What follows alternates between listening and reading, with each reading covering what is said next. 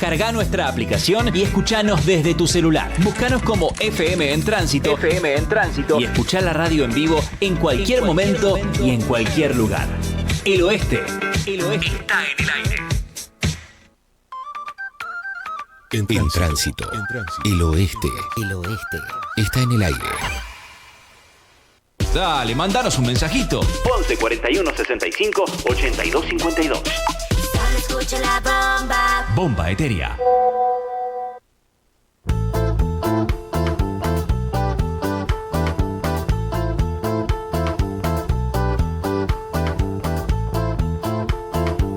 Estamos acomodando.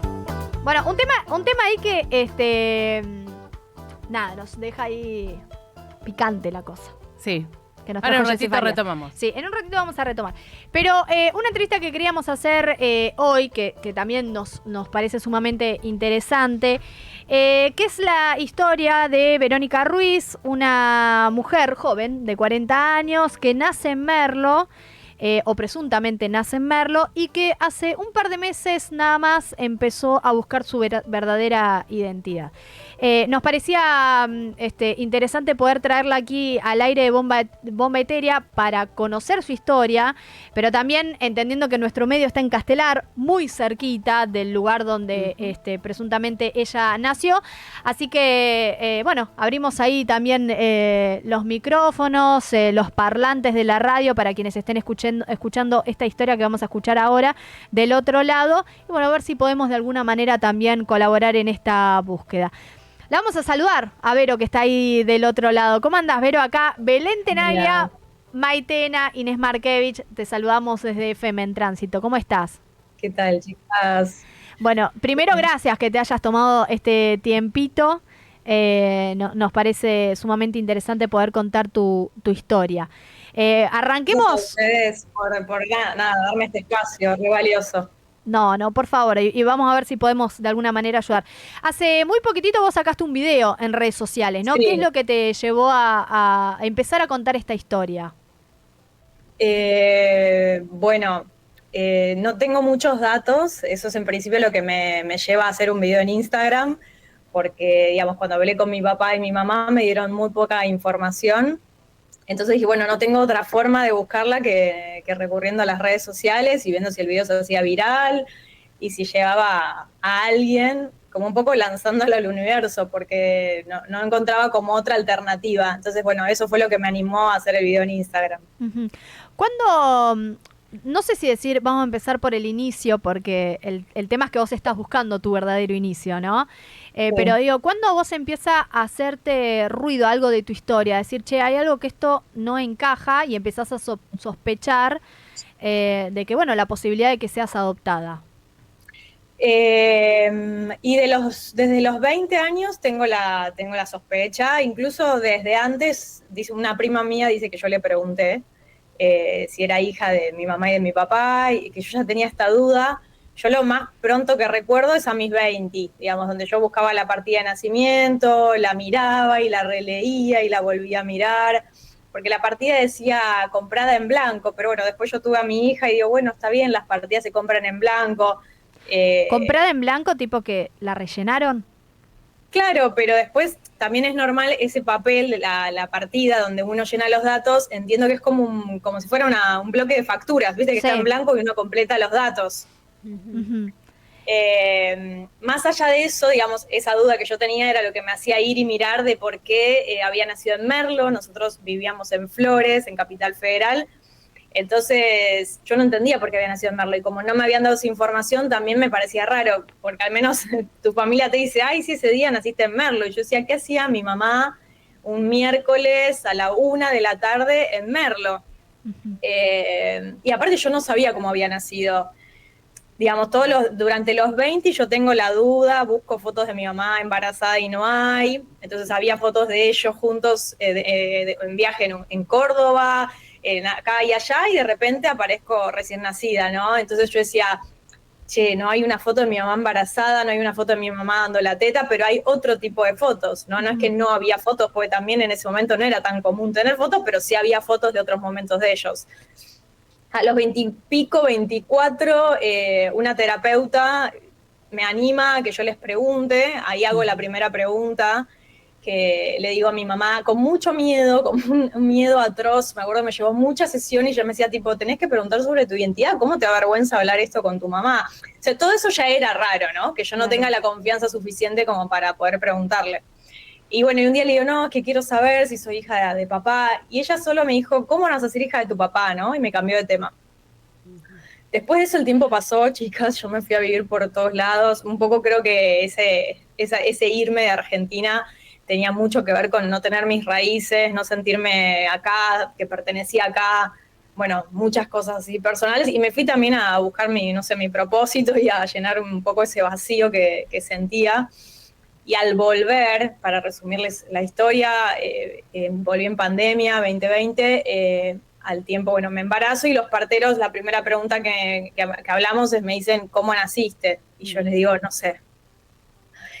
Bueno, entonces ahí yo dije, bueno, ya tengo que ponerme a ver este tema, ¿no? Porque ya habían pasado muchos años, yo tengo 40, esto fue a los 24, entonces imagínense todos los años que pasaron y en el medio tuve unos intentos de averiguar, me metí en la web para ver, como que averiguaba por los costados, ¿no? Digamos, claro. Me metí en la web y busqué la partida de nacimiento, eso les hablo más actualmente, por ahí hace 2 años, ¿no? Y busqué la partida de nacimiento en provincia de Buenos Aires y no estaba la partida de nacimiento, no figuraba. No me acuerdo si tuve, y ya en un momento viene una prima que de Merlo, viene a casa, una prima hermana con la que yo me crié bastante, después como yo les cuento, me fui a Argentina, entonces perdí un poco de contacto con la cotidianidad, digamos, de la familia. Y ahí yo le pregunté a ella, vos me tenés que ayudar, vos sos de Merlo, esta dirección que figura mi partida de nacimiento, yo no sé de dónde es, no sé qué. Ahí como que le cuento todo a ella y ella me dice, bueno, yo voy a preguntar porque, digamos, su mamá, la mamá de mi prima, su ex marido es hermano de mi papá. Todo lo que diga mamá, papá, voy a referirme a mis adoptivos. Seguro, ¿no? Sí. Claro, que diga mamá, papá son adoptivos. Entonces yo digo, vos tenés que saber, porque su mamá y su papá es hermana de mi papá, digamos, esos secretos de familia se puede llegar a saber. Y ella vino un día, hace 2 años por ahí, me dijo, sí, naciste en casa, esa dirección es de mi casa de Merlo. Yo sabía que era la dirección de una casa porque no había ninguna clínica, pero imagínense como también lo que a mí me costaba abordar el tema, que yo ni siquiera veía, che, acá no hay una clínica, o sea, los datos se caían como de maduro también, ¿no? Pero había una resistencia mía también a dar ese paso como a averiguar. Y ahí cuando ella me dice, naciste en casa, bueno, yo estaba recién parida, muy puérpera, no podía afrontar ese tema en ese momento. Y como que se hizo un silencio cuando ella me dijo, naciste en casa, y yo dije, y me dijo, y al parto lo asistió mi mamá. Me dijo, tu parto lo asistió mi mamá. Su madre partera. Su mamá era enfermera, ya no trabaja más, pero no era partera. Y yo no pregunto nada, o sea, mi prima me dice, naciste en casa, asistió al parto de mi mamá y yo me quedo muda con mi bebé así de 1 semana y me quedo muda. Claro, era un montón de información para ese momento. O sea, primero que estaba atravesando el portal. Sí, el posparto, sí, tremendo. Claro, el posparto y estaba en un limbo. Y además, claro, cuando ella me dice así, me cae como un balde de agua fría, porque yo tampoco me atrevo a preguntarle, ¿y de quién? Porque si yo te pregunté que me ayudas a averiguar, como ¿de quién nací? Y con esa rareza, después también, digamos, con mi maternidad, me pasaba que en las reuniones familiares, con mi mamá y mi papá, se hacía muy incómodo el tema.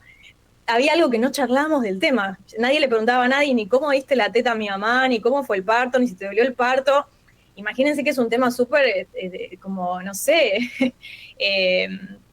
como, no sé, de núcleo para hablar, como muy importante en la vida, que yo estaba ahí con la bebé y no hablábamos de nada, ¿entienden? Como eran... Sí, no había como una referencia ahí a la cual vos pudieses acudir, digo, tu madre, tu propia historia, no había forma ahí como de una identidad, ¿no? O de identificarse, mejor dicho. Claro, no hablamos de nada, la relación con mi mamá y con mi papá siempre fue rara, claramente, ¿no? Por eso yo no me animaba a preguntarles, o sea, toda esa rareza viene de algún lado. Entonces, digo, tampoco profundizábamos mucho en la maternidad, pero sí era raro como que no podíamos, ningún dato ¿no? En un momento Martín, mi pareja, le dice a mi mamá, que se llama Teresa, Tere, ¿vos no te acordás cómo dabas la teta? Y mi mamá, no, yo de eso no me acuerdo de nada. ¿no? Como que Claro. todo era rarísimo y yo tampoco decía nada, o sea, se notaba Pero vos que... ya lo sentías, o por lo menos ya ibas recabando datos. Yo quería cambiar de tema. Yo decía, bueno, Claro. cambiemos de tema porque esto es rarísimo, ¿no? Como Ujú. eso. Y ahí, digamos, eso fue hace 2 años, mi bebé tiene 2, y ya cuando tuve un poco más de lucidez, que ya podías que dormí algunas horas de corrido, dije, yo tengo que meterme en este tema de lleno. Yo tengo que ocuparme de esto, tengo que, ya está, ya pasó mucho tiempo y...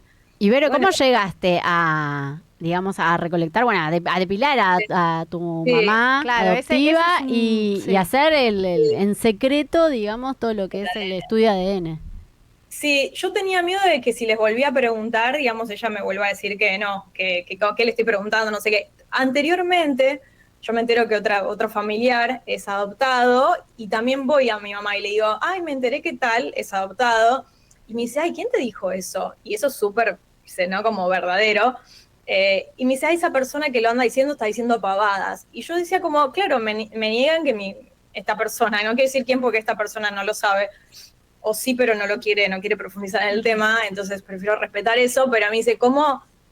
Como yo pensaba, ¿cómo mi mamá y mi papá no me contaron que tal persona es adoptada de mi familia? O sea, yo no lo podía creer que esa persona era adoptada, ¿entienden? Y después me empecé a enterar, bueno, el otro es adoptado, ella es adoptada, había un montón de adopciones en nuestro árbol. Ahí entonces yo, después de eso, que hablo con mi mamá, que intento tener otra cosa, digo, no, yo tengo que ir a un ADN. No sabía de proponerle, pues yo no me animaba a decirle, mira, quiero ir a hisoparme porque dudo que seas mi mamá. Entonces lo que hice es que fui a su casa, le depilé las cejas y averigüé en un lugar, ¿no? Para hacer un ADN, me dijeron, cuanto más pelitos mejor, ponelos en una gasa. Puse los pelitos en una gasa, los puse en un papel madera que me dijeron ellos, y llevé, me hisoparon a mí, y bueno, y ahí tuve el resultado concreto. ¿Cómo fue? ¿Recordás ese momento en el que abrís el resultado y te encontrás con la verdad en algún punto, parte de esa verdad? Sí, porque me llamaron del lugar. ¿Viste cuando te llaman como para darte un diagnóstico de laboratorio que no está bueno, que te citan?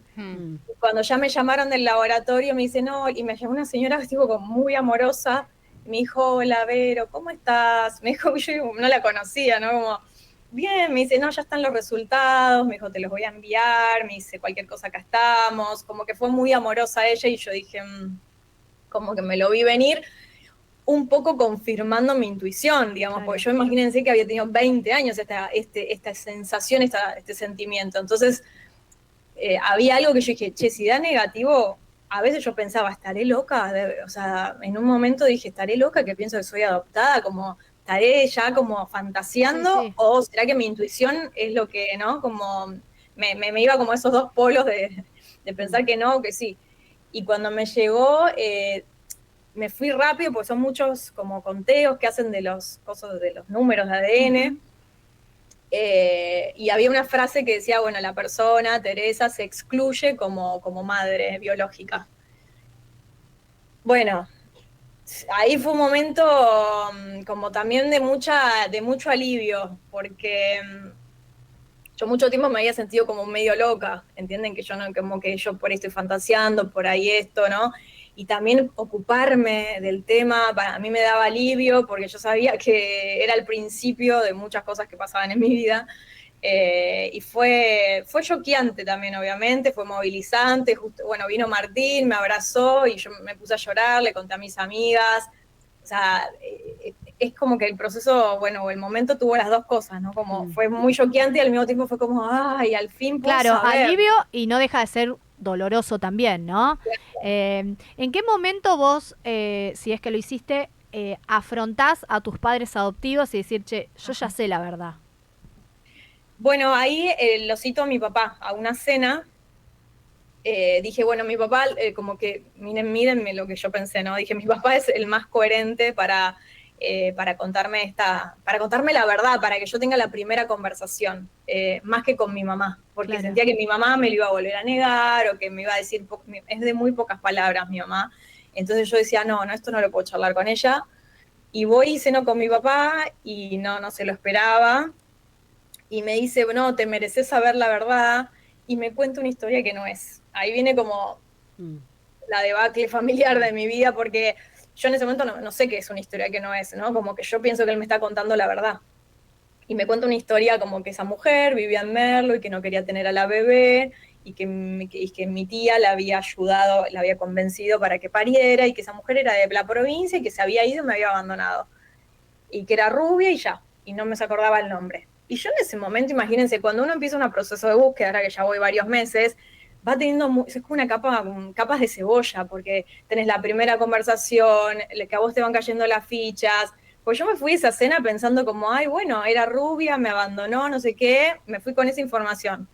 A los pocos días, como digo, no, voy a llamar a mi prima porque, a ver, como, ¿no? Como ya entienden, como que las fichas van cayendo y digo, bueno, esto es rarísimo.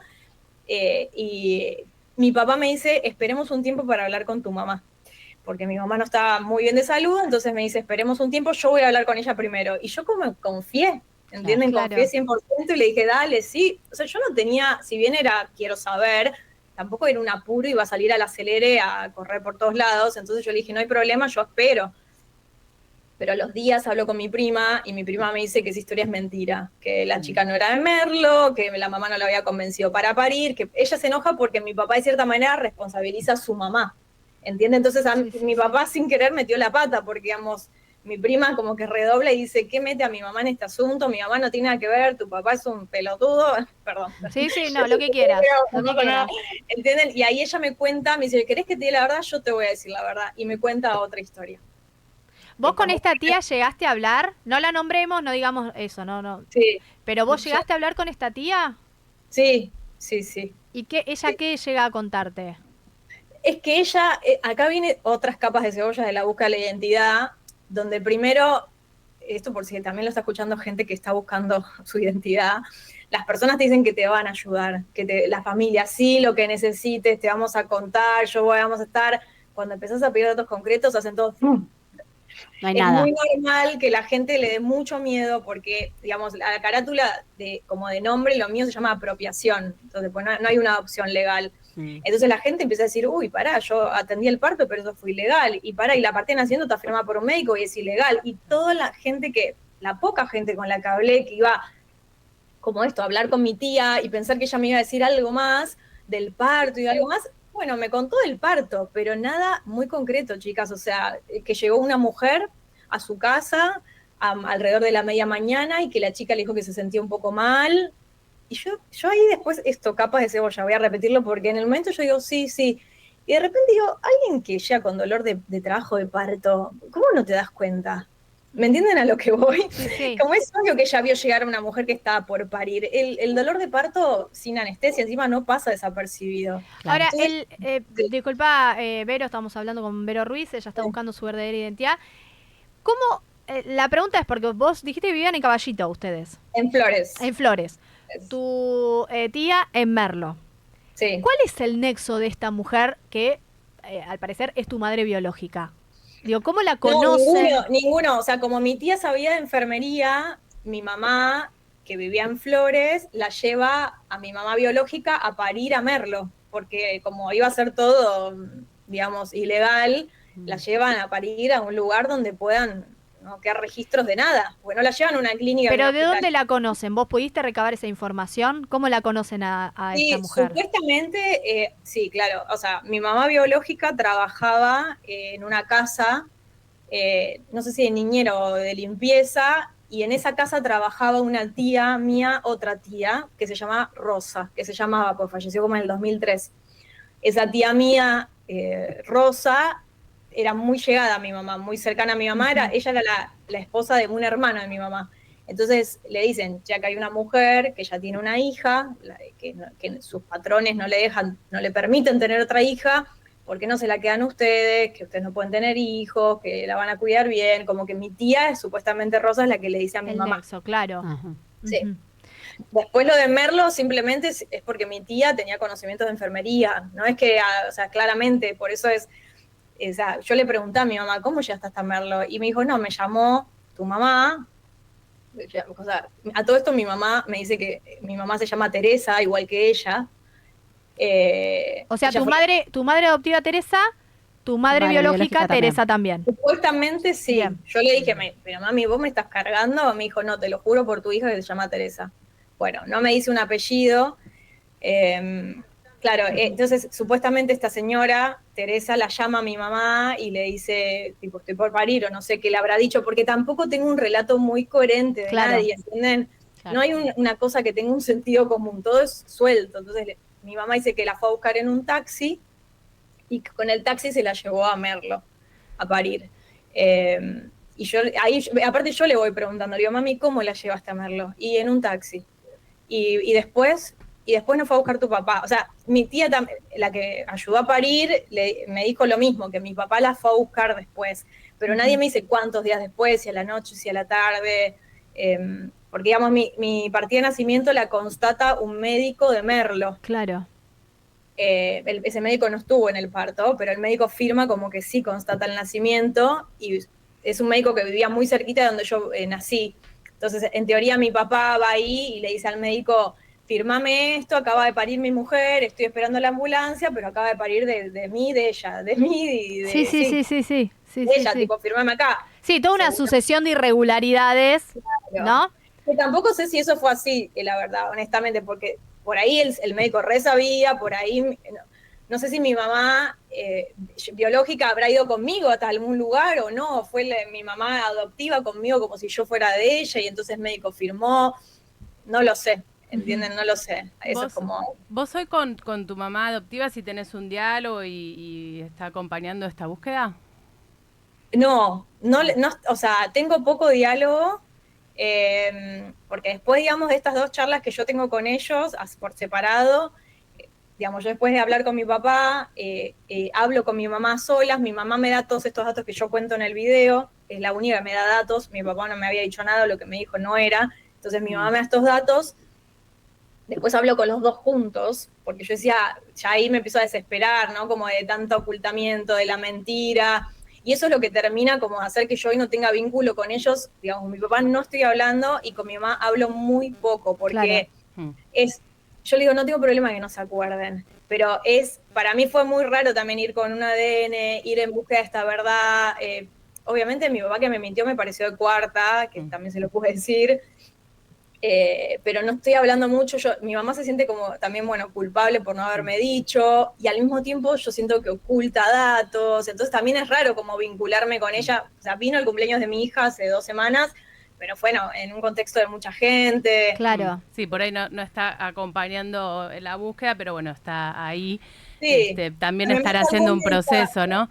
Te hago la última, Vero, y ya te dejamos. Mencionaste hace un ratito si estaba escuchando a alguien, ¿no? También en la misma situación que vos, porque sabemos que hay muchas personas en esta misma situación. Te quería preguntar si estás en contacto con otros, con otras que de alguna manera hagan red y se puedan acompañar.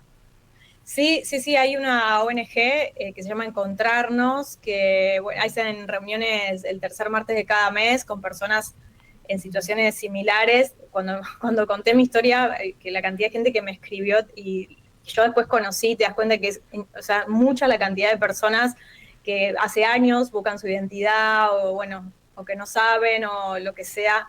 Que hay muchos casos de apropiación, y sí estoy en contacto, no mucho porque mi búsqueda es bastante reciente, claro, ¿no? Es hace un par de meses,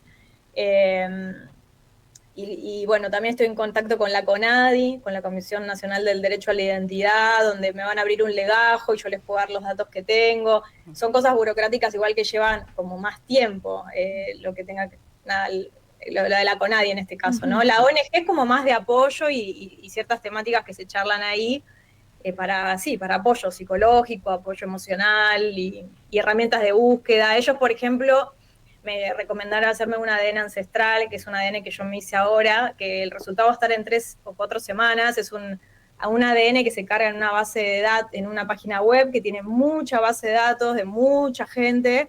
Entonces, si casualmente, no sé, mi hermana sabe de la historia y se hizo un ADN, por ahí está cargada en la página, o mi mamá, o a veces pueden estar tíos, primos, entonces uno puede tener ciertas puntas de donde también tirar para averiguar su identidad. No sé si me explico con eso, pero... Excelente, sí.